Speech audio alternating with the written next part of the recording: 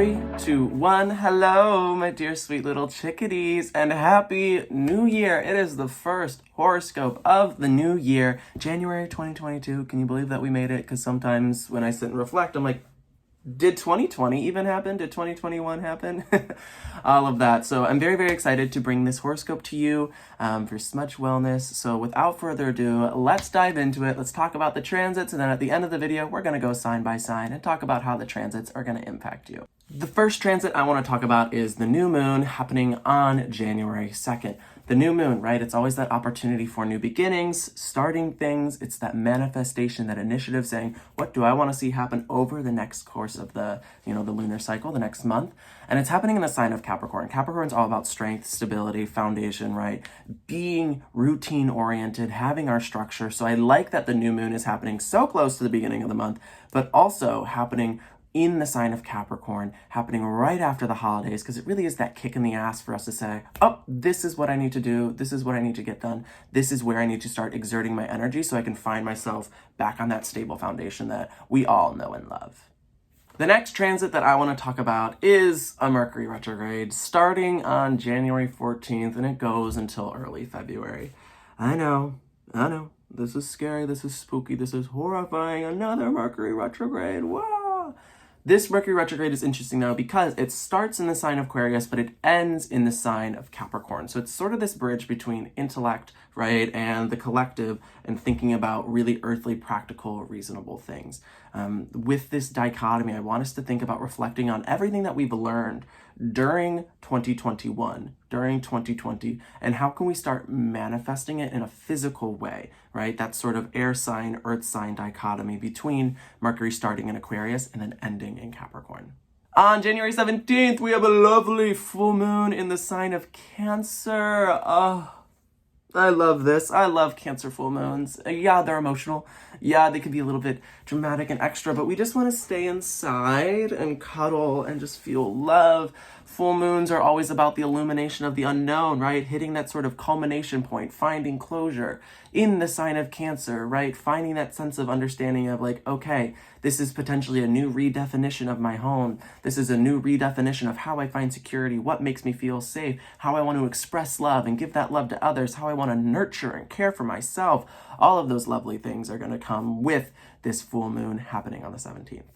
On January 24th, Mars moves into Capricorn. Mars is so happy in Capricorn because Mars, being the planet of action, aggressions, passions, desires, the get shit done planet, is now in the sign of, quite literally, getting shit done. We are going to transition from this Mars and Sagittarius energy, which is much more free-flowing, much more like, woo, I just want to explore and adventure, to, okay, now I can tunnel vision focus on the goals and aspirations that I have set for myself. Really, I mean, like when I was talking about the new moon energy at the beginning of the month, it's really going to come to fruition with this Mars and Capricorn energy, right? About truly getting our shit together, going like balls to the walls, like headstrong, all the energy just forcefully put into what we want to see happen in our life. What's going to create security for us, what's going to make us find that sense of achievement and find that sense of recognition within ourselves. I'm so freaking excited for Mars and Capricorn. I think it's exactly what we need entering into 2022, especially after the holidays. And the last transit, not really a transit so to say, but Mars. And the last transit is happening on January 29th. Venus retrograde ends. Venus goes direct. We will still be in like the Venus retrograde shadow. But what's great about this is that we finally have that reflection period on love, right? On beauty, on our sense of security, our sense of intimacy. We've been talking about it a lot, all on the social medias, about how this is really an opportunity for us to level set with our own inner strength and our own inner security, right? And what we allow, are we, getting what we are giving, and all of those sort of themes. So I'm really excited because once that all dissipates, right? Once Venus goes direct, it's then that opportunity to sort of put those thoughts into action and allow ourselves to really, really take charge and really, really take hold of our own sense of stability in our life. Now let's get into a sign-by-sign basis. Make sure to look at your sun, your moon, and your rising. And what's interesting about this month is a lot of the transits are happening in the sign of Capricorn. So we are able to hone in on one specific house, right, in one specific area of life for all of the signs to focus on. because it's happening all in the sign of Capricorn, like the new moon, the retrogrades, the directness of Venus moving that way. That was such a bad way to say that. And Mars transit, all of that jazz. So let's start with Aries. Aries, it's going to be all about career and social reputation. Where are you right now and where do you want to be? Are you getting the kind of recognition that you think that you deserve, right? Are you putting in the same amount of effort that you're getting in return? If you're not, then how can we find ourselves going down a different path, right? Do we want to make sure that we're getting a promotion? Do we want to make sure that we're potentially putting in more effort into a side hustle? Anything like that. It's a very, very exciting time for Aries. Tauruses, it's all about this ninth house energy. The ninth house is all about wisdom, it's all about growth, it's all about expansion. And because all of these Capricorn transits are happening in the ninth house in particular, right, you would think they're kind of like oxymoronic towards each other. However, it really is an opportunity for you to think about potentially, how have I stifled myself from growth, right? Is there anything that in particular I'm not, like if I'm not growing, if I'm not developing, if I'm not trying new things, if I'm not expanding my my reach or my mind, is that stopping me from feeling secure or potentially stopping me from achieving in the way that I want to achieve? So try a new thing in January, start exploring new things, and really, really put yourself out there in a unique and fun way. Geminis, all of this amazing 8th house energy is going to allow you to transform, to change, to develop, to have those realizations of, oh my gosh, this is what I've been holding on to, and now I can release it so that I can experience the sense of change that's going to help me grow and help me develop.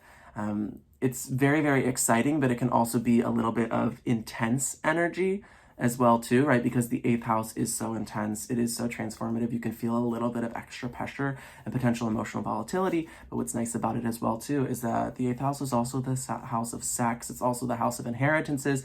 So if you're willing to transform and make these changes, I mean, you could get some new intimate, sort of romantic partners, or you could see yourself coming into new financial endeavors. For Cancers, it is all about the 7th house energy, your relationships, your partnerships, any of your one-to-one interactions. Are you, again, receiving what you're giving back to all of the people that you engage with? We can expect you to have opportunities to expand your relationships, get into new relationships, find new commitment with relationships, making sure that you are really, really investing in how you engage one-to-one with another person and being open, but also making sure that you find that sense of security and that sense of stability, right? If they don't provide that for you, then it's kind of like, why am I doing this? Leos, 6th house energy, work, service, day-to-day routine, health. This is a great, great, great, great month for you to, again, kick it off, right? In just an amazing way, because if there's anything about your day-to-day life, your routine, right? Your physical, your mental health that you're feeling just a little bit off, right? And just a little bit, sort of askew, then it again creates the opportunity with the new moon, right? With the Venus retrograde ending, with Mars moving into your 6th house for you to, again, create a little bit more action towards putting yourself into a routine that creates security, stability, and safety for you. Virgos, it is all about 5th house energy of creativity, expression, and romance, right? Are there any creative projects you've been putting off that you want to start? Are there any romantic endeavors that you feel as though, you still want to explore, still want to try something new, look at any, look in a new light? Because with all of this energy, it's about saying, okay, do I feel as though I'm, again, not stable, not secure with all of my creative expression, with all of my creative endeavors, with my identity expression, or even with the romance that's going on in my life? And you get a really great opportunity to refocus, reharness, and invest more specifically into those areas of life that are going to create those good, bubbly feelings that we all want. Libras, it's all about 4th house energy for you. So the home, family, stability, security, right? Do you feel safe in the place that you are and with the people that you are engaging with, right? It's a lot of privacy as well, right? Do you feel as though your home is a secure area, right? When you're alone by yourself, do you feel like the 4 walls that surround you is a place that, again, just gives you that sense of grounding? It's an opportunity potentially to redecorate, possibly to explore moving, shifting around the house, maybe get some new artwork, all of that lovely stuff. Just really making sure that your energy and your space where you live and spend a lot of the time is something that gives you that, sense of safety and security. Scorpios, third house energy. How very fun, very flirty, very fun and communicative. You get this opportunity to, again, look at your friendships, look at your social relationships, look at the way that you're engaging with others and engaging with people in order to help yourself better understand if how you are communicating is something that, again, is providing security for yourself, providing security and stability for the collective that you tend to engage with, but then also if you're learning anything from these engagements, right? And if you're learning anything and if there's stimulation to the mind in a grander perspective. Sagittarius is second house energy. Hello, money. Hello, coin. Hello, getting what we deserve from a financial perspective. This is great. This is amazing. I would expect potential opportunities to gain money, right? Potential opportunities to find new ways to make money, but also just understanding how you value money, how you value your material possessions, how you value more than just, your material possessions, because the second house is the house of values and what we place our sense of, concerted efforts, right? And our concerted focus into.